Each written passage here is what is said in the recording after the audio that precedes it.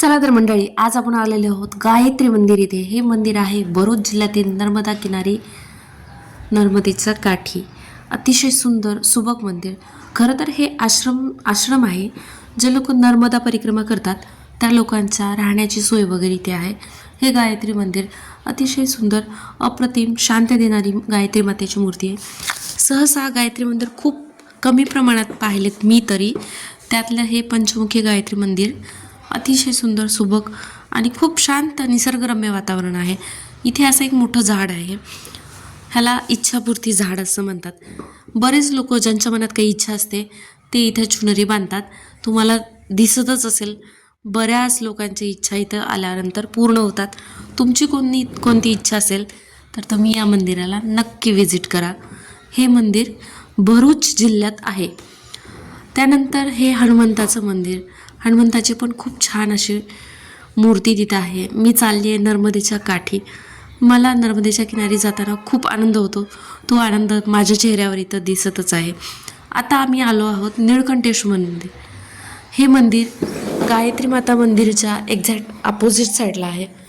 तर नर्मदेच्या किनारी माझं कानातलं पडलं म्हणून माझा भैया मला चिडवतोय, बस आता तशीच काढ व्हिडिओ. पण काही नाही, आपण असे पण छानच दिसतो.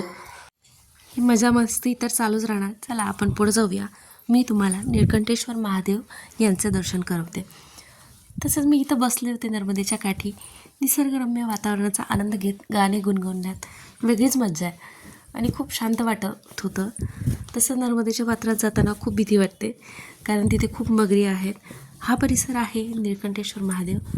इथल्या खिडक्यांचं डेकोरेशन इतके छान आणि मस्त केलं आहे की तिथून सूर्याचा प्रकाश असा चमकत होता. ते दृश्य खूप छान दिसते, तुम्ही बघू शकता.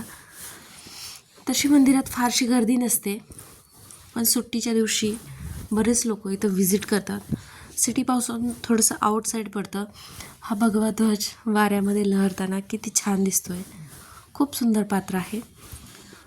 तर निळकंठेश्वर मंदिराला सुद्धा नर्मदेचं पात्र असल्यामुळे बरेच लोक इथं स्नान वगैरे करतात. तर चला तर आपण निळकंठेश्वराचं दर्शन करू. या मंदिराला खूप असा छान इतिहास आहे. तुम्ही गुगलवर आता ते सर्च करून बघा. महादेवाची पिंड दर्शन झालेलं आहे आमचं खूप छान. लकीली आज खूप गर्दी पण नव्हती. हा आहे तिथल्या आश्रमाचा परिसर. आंब्याची झाडं, खूप सारे झाडं आहेत इथं आणि लोक डब्बा घेऊन येतात. इथं मस्तपैकी जेवण वगैरे करतात. शनी महाराजांची मूर्ती, छोटे छोटे ऋषी, नवदुर्गा, ह्या सगळ्यांचे मंदिरं इथं आहेत.